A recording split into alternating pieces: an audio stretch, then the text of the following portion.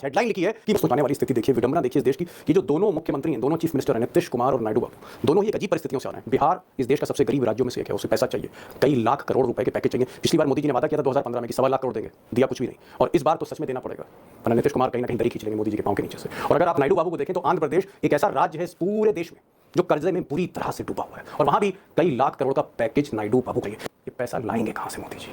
कौन देगा पैसा? क्या कर्जा लेंगे? कैसे चलेगा देश? दोस्तों जैसे मैंने पहले आपसे कहा कि मोदी जी को आज के हालात में नायडू नीतीश कुमार की जो बैसाखियों पे मोदी जी चल रहे हैं, हर दिन अपनी कुर्सी की कीमत अदा करनी होगी। एवरीडे दिहाड़ी पर इस कुर्सी की कीमत अदा करनी पड़ेगी, प्रधानमंत्री कुर्सी की। क्यों करनी पड़ेगी? उसकी वजह मैं आपको बता रहा हूं। वजह यह है कि देश के हालात ही कुछ अजीबोगरीब है, जर्जर स्थिति है। अगर आप आंकड़े देखें तो सरकार पर जो कर्जा है, जो डेट है, 3 trillion, 3.0 trillion US dollar, 3 trillion US dollar. मैं लिख नहीं सकता हूं, इतनी लंबी गिनती है, ये कर्जा है।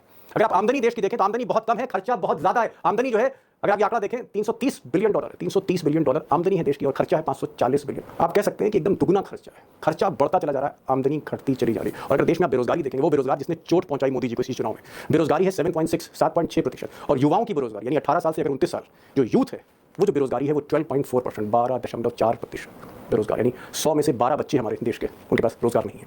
और अगर आप जनसंख्या देखें तो गरीबी की रेखा से नीचे जो लोग हैं जिनको फ्री राशन मिल रहा है, 82% लोग हैं, 82% लोग हैं इस देश में, हमारे दोस्त, भाई बहन, जिसे भी आप कह सकते हैं, हमारा परिवार आप कह सकते हैं, इस देश का 82% है जिनकी आमदनी लेस देन $6.85 यानी 570-75 रुपए से कम जिनकी आमदनी है डेली की। इस तरह की 82% जनता है, और 44% जनता तो ऐसी है जिसको 2 जून की रोटी मिल जाए, यही बहुत है। यह स्थिति है देश की, और ऐसी स्थिति में नायडू को, नीतीश को, मोदी से खरबों रुपए के पैकेज चाहिए।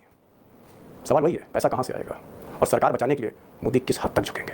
दोस्तों, ये जो स्थिति है मोदी जी की, मैंने आपको पहले भी कहा था कि उन्होंने कभी जीवन में नहीं सोचा होगा, सपने